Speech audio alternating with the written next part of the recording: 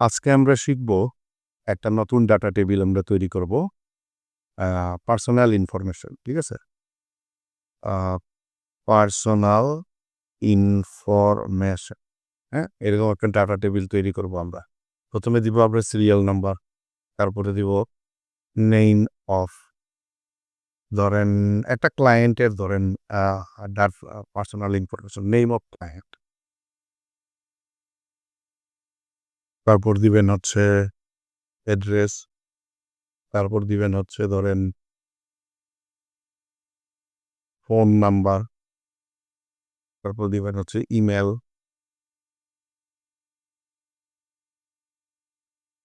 ID, ঠিক আছে? তারপরে দিলেন দেখেন এফবিআইডি, তারপর দিলেন হচ্ছে ইউটিউব চ্যানেল লিঙ্ক, হ্যাঁ? এখানে দিলেন। সাপোজ এখানে যদি আপনি দেন যে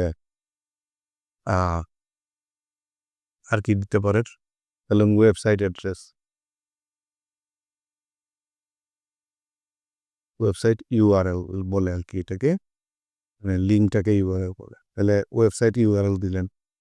তাহলে এই হচ্ছে একটা ডাটা সিট। এখন সাপোজ ধরেন এখানে এক নাম্বার দিলেন হচ্ছে মনে করেন সমীর হুসেইন, অ্যাড্রেস দিলেন হচ্ছে ধরেন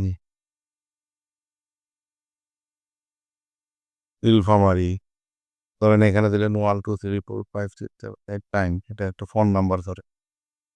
তারপর ইমেল আইডি দিলেন সমীর হুসেইন @gmail.com, এটা দিলেন। এফবিআইডি দিলেন www.facebook.com/সমীর হুসেইন, এটা দিলেন, হ্যাঁ? তাহলে এটা তার ফেসবুক আইডি হইল। ইউটিউব চ্যানেল দিলেন www.youtube.com/সমীর হুসেইন, হ্যাঁ? তাহলে এটা ইউটিউব চ্যানেলের আইডি।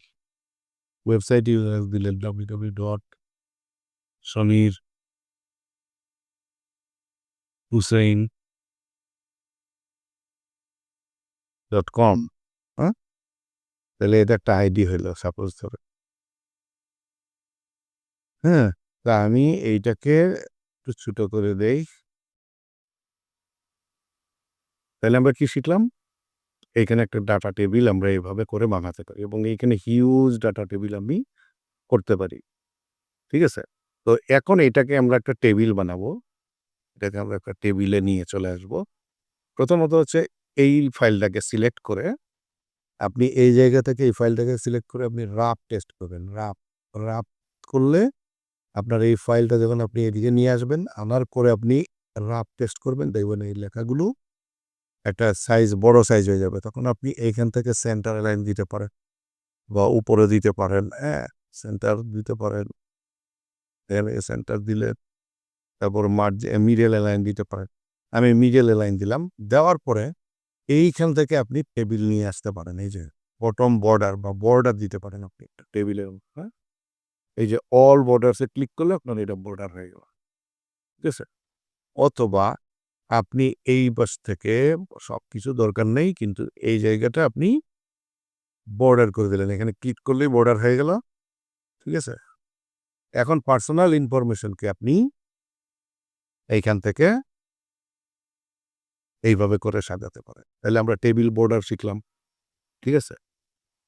তো এইভাবে করে আপনি প্র্যাকটিস করবেন এবং এইভাবে ডাটা আপনি তৈরি করবেন। এরপরে আরো ভালো, ভালো ক্লাস রয়েছে আপনাদের জন্য।